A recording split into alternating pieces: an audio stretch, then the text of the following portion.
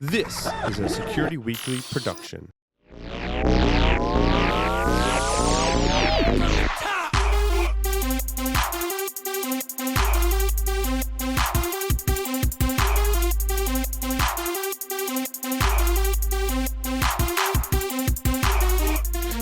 Welcome to Startup Security Weekly, Episode 1. I'm your host, Paul Asadorian, broadcasting live from G-Unit Studios in Rhode Island, on the lines via Skype. I've got none other than Michael Santarcangelo. Michael, welcome to the show. Hey, look, I gave you moose ears. This is Episode 1. We need all the... It's all shimmery. We got the jazz hands and everything. That's right. So this is a brand new show. I want to thank everyone for tuning in. And in this show, it's going to be a lot of fun. It's going to be a lot of fun. Yeah, this is months in the making, little time spent in the scripting. Yes. And it's interesting because, well, for one, I have my own startup that I'm working on in security. So I'm going to bring some of those insights into the show, which will be interesting.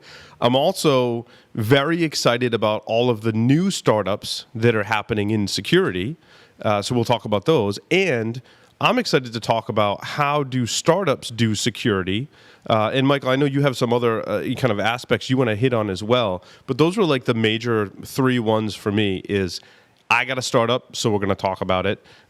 Startups need security. We're going to talk about that. And there's lots of startups that are in the security industry or maybe people that want to get into the security industry by doing a startup. So, yeah, no, it's what's been fascinating for me looking at it, and I love the way that we named it, is when I start looking at this and I look at the way that I've been interacting with startups for the last year or so, there are startups in security, right, which you just talked about. But what I started to realize was that in our industry, in security, we talk a lot about, well, when are these startups going to learn? When are they going to think about security? Well, in the state of South Carolina, I'm doing a lot of work with startups, and I'm realizing that some of them are really clever. And some of them said, but Michael, we're a startup. We don't need to think about it yet. And so this is our opportunity to look at some of those issues and give people some of that guidance. And this is stuff we've talked about on Security Weekly and stuff that we've written about and we've talked about privately. And I see that as that opportunity to start to look at that stuff too. The other thing I'm excited about is we're going to take a different perspective approach, because what I don't see a lot of people doing is saying, all right, well, so here's what the startup's going through. Oh, by the way, here's what the buyers are going through. And how can a buyer determine if you're the right fit for them or not? And or what are the challenges, especially in the security space, that security leaders are facing today? And maybe you're the perfect startup. They don't know you exist yet. Or maybe somebody's sitting around listening to this saying, well, I got an idea for that. I know how to solve that. Good, let's start to promote that. But then there's also the investors. And I think there's two sides to this. It's helping both security startups and startups think about security, be prepared for investors, but it's also helping investors get their heads around it. The more I work with executives and boards, the more I realize they're interested, but they're not exactly sure. They're not sure what questions to ask or where to start. And so I think as we get into this and we keep exploring it, we're going to use both of our experiences. I mean, I very much feel like I've basically restarted my business in the last year, and I'm running it very much like a startup now, and it's unsettling at times. I describe it as a calm anxiety. How about you? I mean, you're in the middle of a startup. How do you feel? Well, one thing that you touched on, Michael, that is very near and dear to my heart at this point in time, especially where we are at with our own startup, is the buyer confidence. And how do you build buyer confidence in the security space as a startup? And I speak to a lot of people that are like, yeah, I need a security solution for this. And whether it's my startup or someone else's, I'm like, oh, like XYZ company, they may be a year into it even. They got a great solution for that. And they're like, they're kind of young. I don't know if I want to put the investment in it because they've been burned so many times, right? And that's one of the things in security that I think we're very, very aware of, more so than other industries, is when we get burned, right? I mean, because a security incident is, you got burned, right? And if you bought technology that didn't detect that or didn't work, you got burned. And there are so many startups in security that this can be a trend. But like you said, there are executives sitting around going, well, we should really have a solution for that. And the traditional companies in security maybe don't have a solution for that because it's more difficult for those larger companies to innovate versus when you're in startup mode. So that's one of the things that I think we need to explore more and come back to. And certainly one of the things, and just hearing what you said, Michael, kind of came to mind. Yeah, and what'll be interesting too and we'll drive this based on how it all goes. But I still write for CSO, and I've gotten some briefings lately that I've really enjoyed, and they're actually from more established companies. Now, I say more established; their revenues are huge, but they're still less than 10 years old. They didn't start as security companies, but they solved some other interesting problem in the enterprise, and now they've come in and said, "Oh, you know what? We're gonna be in security now too." And sometimes they're buying startups, and sometimes they're actually just figuring out smarter ways to do it. So it's that interest. They're right on that cusp. Will we call them a startup? I don't know. Are they solving problems? Yeah. Are they doing it differently? Yep. So that's the stuff. I'm excited. I feel like we're letting everyone on the internet in on our conversations between us, Michael. Yeah. This is great. This is great. Yeah. Well, and this is the biggest lesson that I've learned in doing that too, because it feels a little bit unnerving. Look, I'm happy. One of the things I'm working on, it's called the Straight Talk Framework. It has an absolute role for startups. It has an absolute role for security vendors to start to think about how we talk about these things. And a lot of people go, well, if you talk about it, then isn't that giving it away? Yeah, that's kind of the point. If we talk about what we're going through and how we do it and how it works, and you talk about your experiences and how it works, I assure you we will both be better for it within the year. And anybody then who participates in this with us, they're going to learn from that example. I think it's interesting in reading your stories, Michael, and it comes down to, I think, a topic that is going to be very common here on the show because the Internet of Things is still an emerging industry. I mean, we've had Internet of Things and embedded devices, since the beginning of time. However, we're at this point now where so much product has been released into the market that people can use that now it's trickling down into security, and we're seeing Internet of Things security companies just explode. In this first story you had here about Samsung is going to invest $1.2 billion in Internet of Things startups and research. I hope security is included. Just in the U.S., too. Yeah, and I hope security is included in that because it's important, and I don't think it's a problem that we've solved, and it's like the hot area for startups right now. In fact, I'm talking to at least one, maybe two different startups that are doing something in the embedded Internet of Things space. And I'm curious to see where this market goes and how we track it and what lessons we can learn from the successes and failures in the Internet of Things security arena. Yeah, and let's make a comment on that too, because sometimes in the security space, you'll say Internet of Things and people roll their eyes. And that's largely because of, as you said, it's not new. It's just a new way of talking about it or thinking about it. Here's the thing then, if you're a startup, embrace it. Go ahead and embrace it because everybody else is talking about that. And that's where you get that chance to talk about how you're different. It's your story, it's your approach to it, it's your legacy into it, or what have you. But I'll tell you what I love about this is I've started to see this in some of the startups here in South Carolina. And this is when I asked you a number of months ago, what questions would you ask a startup? And that's when you made it really simple in the beginning, like, okay, well, where was your chipset manufactured and how do you update it? What are the security and privacy settings of there you go. Whatever technology you're creating? It's interesting. I was watching Shark Tank, and they had this guy that created an app. And now, investors in general, not just on Shark Tank, I believe, and Mike, you can back me up on this or not, are very skeptical of investing in new apps because the market's so saturated, correct? Absolutely. Yeah. So, this guy got some funding. And it was interesting, he made an app that makes it easy to hide phone calls and SMS messages from your mistress or the person you're cheating on your spouse with. And so there was an certainly the ethics of this application came into question. And in fact, a couple of the sharks were like, I'm not going to invest in it because I don't agree with the ethics of the app. And that's fine.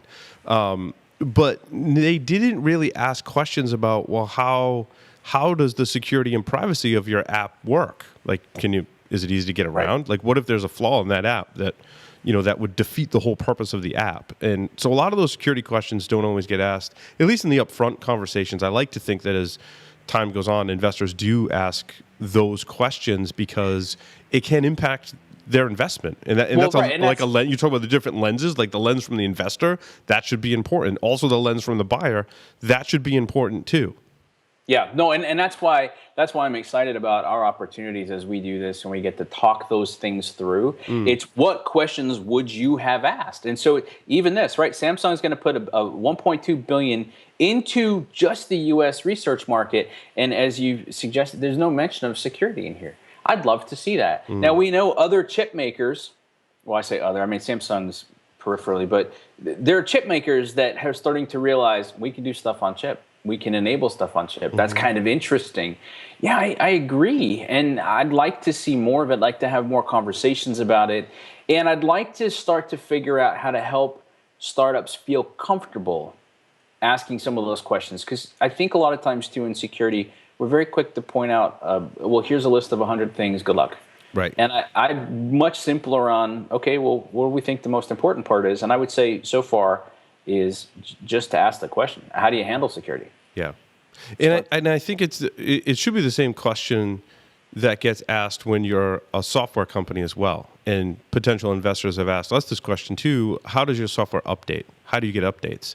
And I believe in the pure software industry, this is more of a support and maintenance to validate the investment. So if we can easily update our software and fix problems, it makes the software more resilient, which makes it better in the market in the end. With these embedded systems, that's a really important question, right? It's one that we've talked about for years. I've written books about firmware and routers as well.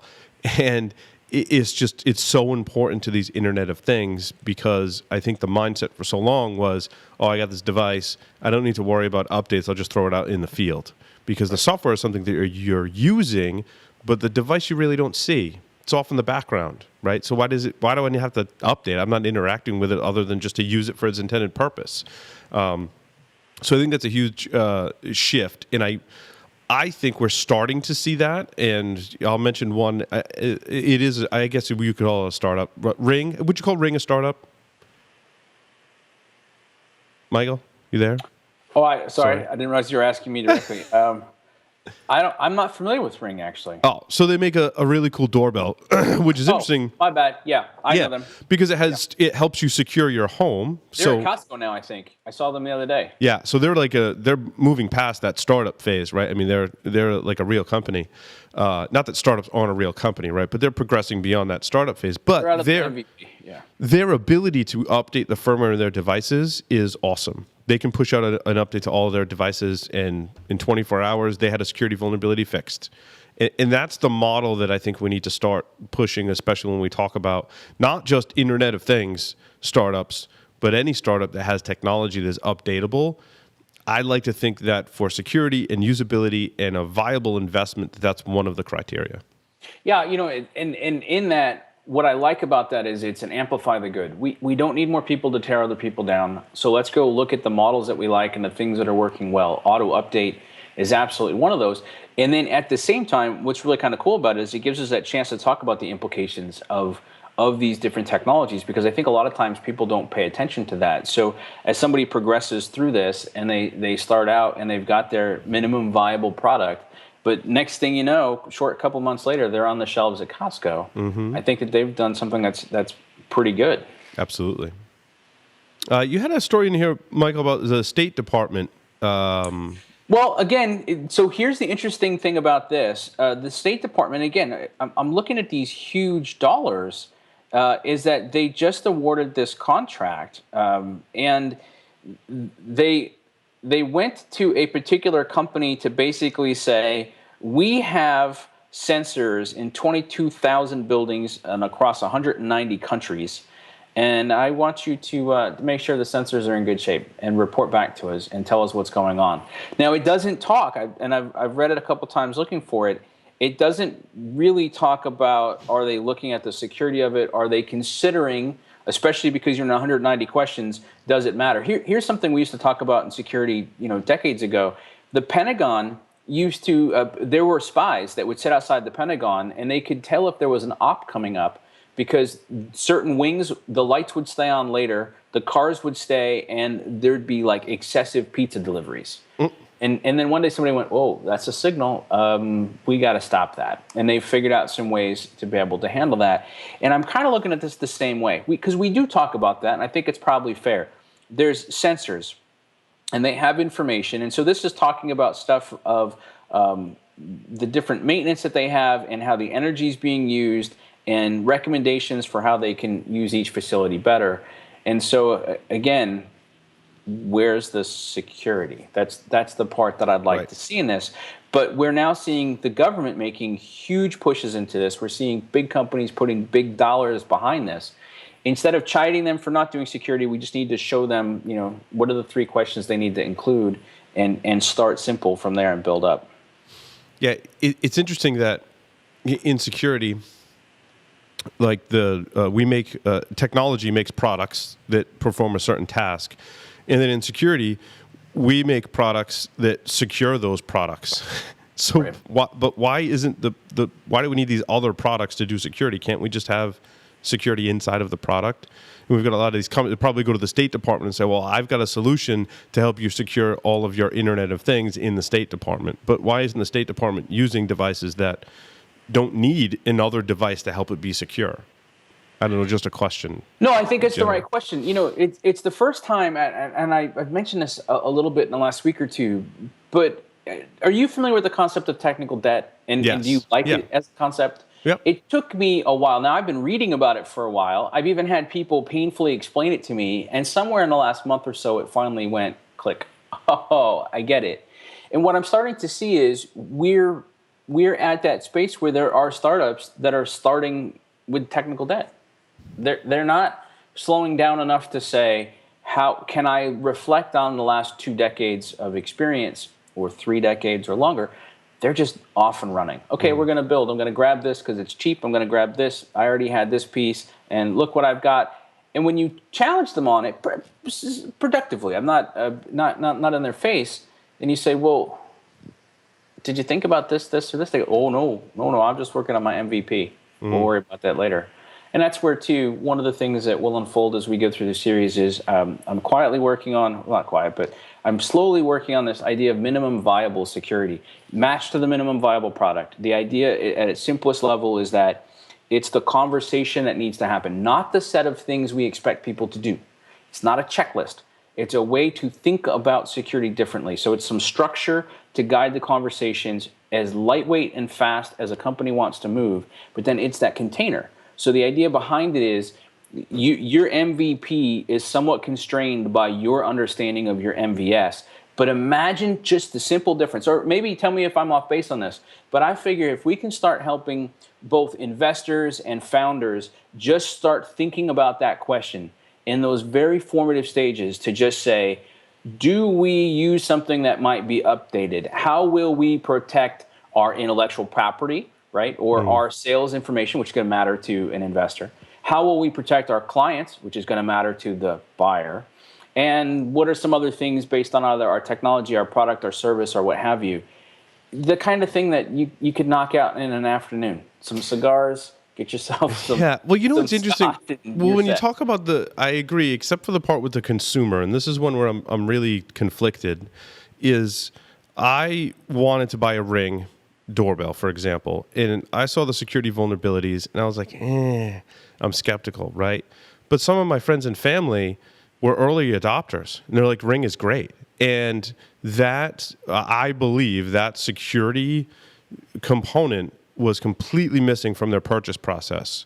So then the founders of the company, the people who are running Ring, know that, and they're like, well, it's not something we need to focus on because our consumers aren't listing that as a criteria. And so we're in this kind of dangerous place.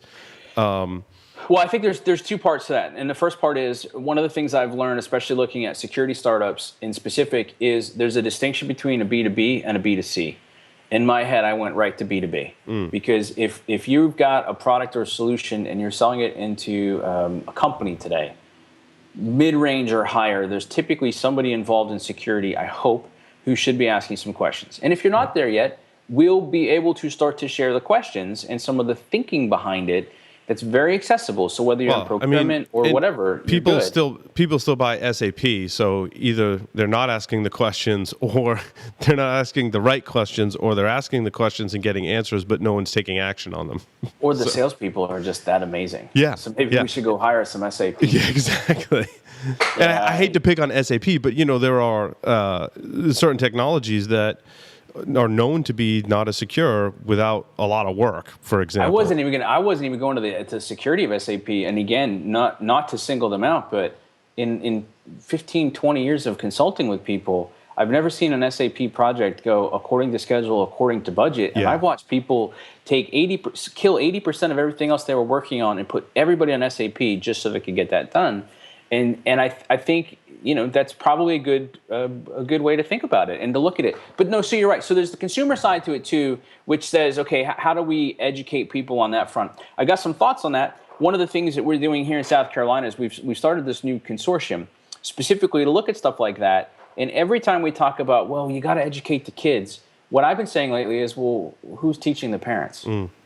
Right? I mean, like, imagine if somebody came to you and said, "Hey, Paul, I got this idea. I'm a hacker too," and they go to one of these maker spaces that we've interviewed and talked to, and they go home and they explain it to their parents. How do they explain it to their parents? And how do their parents hear that relative to my son wants to be a doctor or a lawyer or a fireman or in the military or whatever, things that we're more familiar with? So I think part of what we can do both with this show and what we can do as an industry is a little bit better at giving people some analogs, giving them some examples, and helping them start to think about how they evaluate those choices. But I think you're right. I think for the most part, this doesn't yet enter into the consumer psyche, but it doesn't mean that it can't or that it won't. It's just, did we have that conversation? So what'll be interesting is if we can get minimum viable security figured out, and for me, this is like over the course of the next year or so, and we can get that conversation started.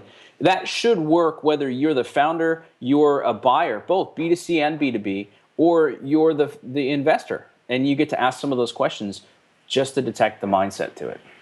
I love this article you have in here, Michael, The Beginner's Guide to VC. It's long. There's a lot there. The TLDR is tired of being the only person on the couch who doesn't understand the jokes in Silicon Valley. We've got you covered. And I have to admit, I haven't read the entire article. I plan to go read it in much more detail and take notes and stuff because it looks like it links to a lot of other articles as well. Yeah. I will say that when I speak with potential partners or sponsors, I'm almost acting as the VC, the investor, right? And the mistake that I see people make, and I don't know because they believe I'm technical more so than someone else, but they start to give that technical pitch and talk about the product and about what the product maybe does or how it does it and things like that. But I think they're missing all of those important things that you've taught me some as well that you want to convey to investors or even buyers, right? And that's like, what problem is it solving? Yep. Why does it solve it better than anyone else? Why is it going to be awesome now? And why wasn't it awesome before? Or why won't it be awesome in the future? Like what's going on now? And I think that's a different mindset. And I think people, when we talk about security startups, I think one of the major problems that I've seen is not being able to convey those things. And a lot of times I'll speak with people who have this brilliant solution, brilliant research, and they just like start diving in the technical details, and they're completely missing that front end of like why and how and why are you better than the competition and all of those things. You know what's funny about that is and thank you for the compliment. So one of the things, right, my startup, what I'm working on is called the Straight Talk Framework. And I've now embraced being able to bring some level of training and support online. And that's something I'm going to start working on in July. But here's the interesting thing about it. When I first started with it, right, I came up with 5 questions, and we've been using those on Security Weekly, and we'll keep doing that. And then I figured out that you really need to be able to perspective shift and really start to understand and learn from other perspectives, which is part of the reason we're going to do that in our program, because you'll get a more complete picture when you do that. And then I figured out that there's 3 rounds. And the first one's really just about getting it up on the table and discovering it. It's not always sexy, and sometimes it's a little emotional as people get some of their thoughts out. But then you start to distill down and you look for that common value. And then eventually you get to the place that you need to be. So you'd say, well, geez, Michael, you got that all laid out. You must be great at this, right?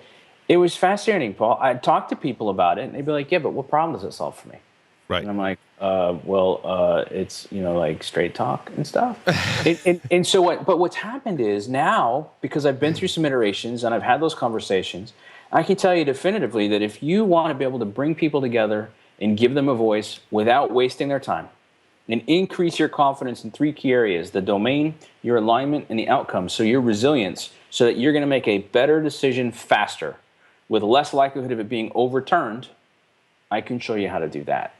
Now people are like, wow, that sounds great. Hey, how's that work? Now I can tell them about 5 questions, 3 perspectives, 3 rounds. So when I let out with all the features, right, the features, all the excitement, that was the tech essentially that I was excited about. I was counting on them to make an intuitive leap that I've made over the last 6 or 8 months really studying it. And I had to come back and look at it through somebody else's lens and say, how am I helping you? And so that's exactly what happens. We get so excited about the problem that we're solving and the way that it's working and the elegance of whatever that we've done that we kind of forget sometimes that what's going to separate a successful startup from one that doesn't necessarily succeed, assuming their tech operates properly or their solution is actually viable, is how effectively they communicate. And it's interesting, by raising the level of communication skills across the board, as you presented in the Straight Talk, Michael, I think it helps everyone, because if you have a startup in security and you're pitching to someone who is both the technical person and essentially the decision maker, they're going to make the recommendation to their manager.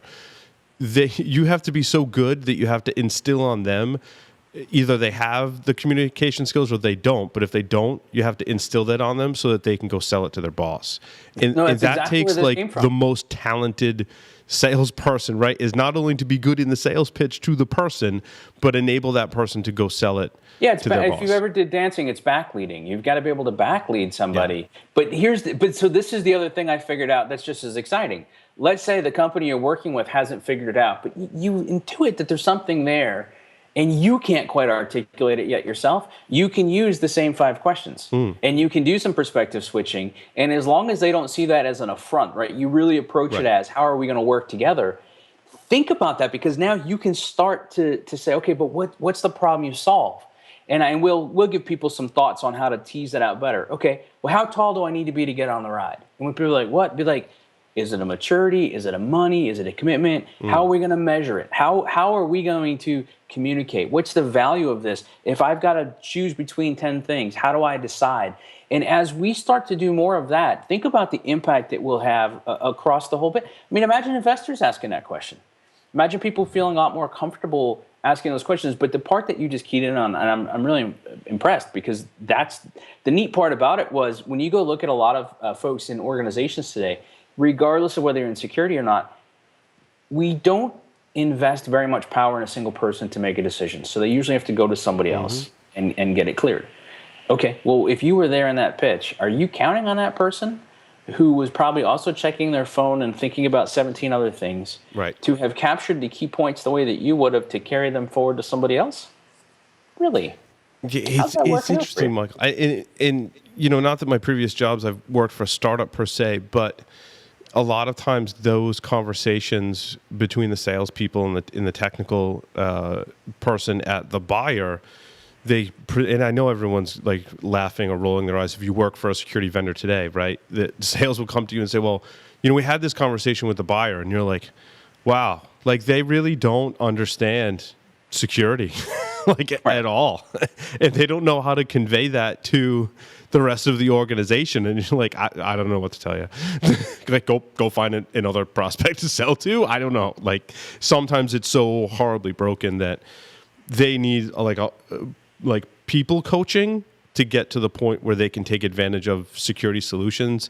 And I don't know that security is unique or different in that respect. I'm sure every industry has that, right? I mean, it doesn't matter what kind of, if you're buying something, you're trying to solve a problem. So that I would, the process is the same. But in security, there are some nuances that make it different, but it's the same thing. Like you have to understand, like, what's going to be the most effective security strategy? Do you have a solution that's going to fit? And what problem does it solve? How does it solve it? And how does it give us a return on investment too? Yeah, I mean, just imagine flipping it around, being the vendor and saying to the person, okay, so what's the problem you're trying to solve? Right. And what a lot of people, well, I mean, you're the vendor, you tell me. No, stop. Folks, we got to knock that stuff off. We got to start looking at being able to articulate that. But I think that you're right. And we're at a phase where we struggle to articulate value societally. Yeah. It's a challenge. And we find sometimes that it's easier to be divisive than it is to come together on stuff. And so what my hopes and visions for our efforts here are to actually show people they have more in common. Mm-hmm. Let's give them the tools to break down some of those barriers and connect with people and talk about it a little bit more. What's interesting, Michael, and I never really thought about it this way, but when over my career, right, I've tried to introduce solutions. And that's one of the things that a lot of us do in our job, security or not, is you're going to introduce solutions to solve a problem. And whenever you present a solution that's new, it's just human nature. People are skeptical. And it's a new vendor, a new startup. They've got a new solution that's solving a problem in a new way. Oh my God, that is so much to overcome, right? It's a very rare mindset that says, "Yeah, let's do it." Yeah, yeah. It's there's from a natural perspective, right? We fight to maintain homeostasis, which means we like stuff the way it is, and we'll fight tooth and nail to keep it. Yeah. Right? You'll hear people say, "Well, the devil is better than the one you don't." Right. Same kind of a concept. Again, the oddity is the way you get past that, stories. The way you get past that is you let somebody, I call it story swapping. Mm-hmm. If you set up your story the right way and you keep it tight, they'll answer back with a story. Right. I remember doing that with network access control, NAC solutions, when they were the hot thing. Yeah. And I really pushed for a solution and we tested it. And now it fell down. And I think it was partly the technology, but partly the people too. They just didn't buy into the solution. And if you've got just one of those problems, it's not going to be successful. If you've got a little bit of both of those problems, like, you're dead in the water. But I think people might be hesitant today. So, here I am, I had that experience, and now I'm going to go talk to a startup as the buyer. Like, let's pretend I'm the buyer. I'm going to go talk to a startup. I remember that experience, and my confidence level has to be really high. So I think that a lot of people have been burned by technology, and people too, so they're very skeptical to implement something new, especially from a startup. And again, that can be in security or not. No, and I think that that's fair. What you said there, though, that I also think was useful on a couple fronts is, okay, well, we tried it. We tested it. Right. Everything is not an all or nothing. I think running small tests and trying to learn from it are really good. You still set an intention, right? I call it plan, do, review. Set your intention, have a plan, do it, then step back. How did it work? Did it work the way we expected it to? And I'll give people a tip. I don't usually just say, well, did it work? That doesn't matter. What worked better than we expected? Yeah.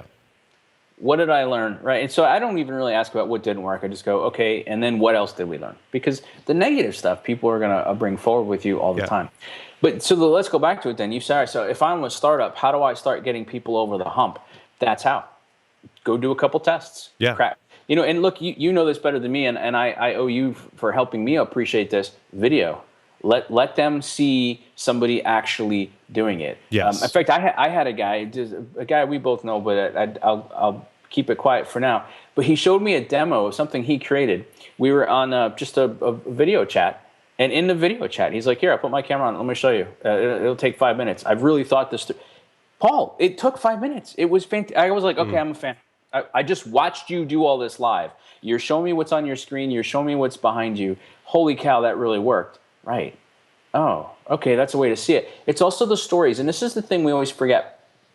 We, in the business world, startups are notorious for this. Technology, security, we're all notorious for this. If I tell you the story, what I'm going to do is get rid of all the emotion. I'm going to just make it a chronological listing of facts. Yeah, that's not a story. Yeah, no. And so what happens is, think about this, right? You're stressed. I'm stressed. Well, I mean, you're chill, I'm chill, but everybody else is stressed. And we've got all this stuff going on. We're fighting for attention. All these things are happening. And somebody comes along and they just give me a set of things. No. Look, you want to punch through. You're a startup. security or otherwise, and you're trying to connect with somebody and show them that you're at least worth some sort of a test, then you need to connect with them to say, here, let me tell you about, Charlie. And you don't have to say who's just like you. It doesn't matter. No. If you can share the same problem, though, and we're going through this in our startup now, right? We're working on our latest version of all the demos because we're realizing we have to show this product in action.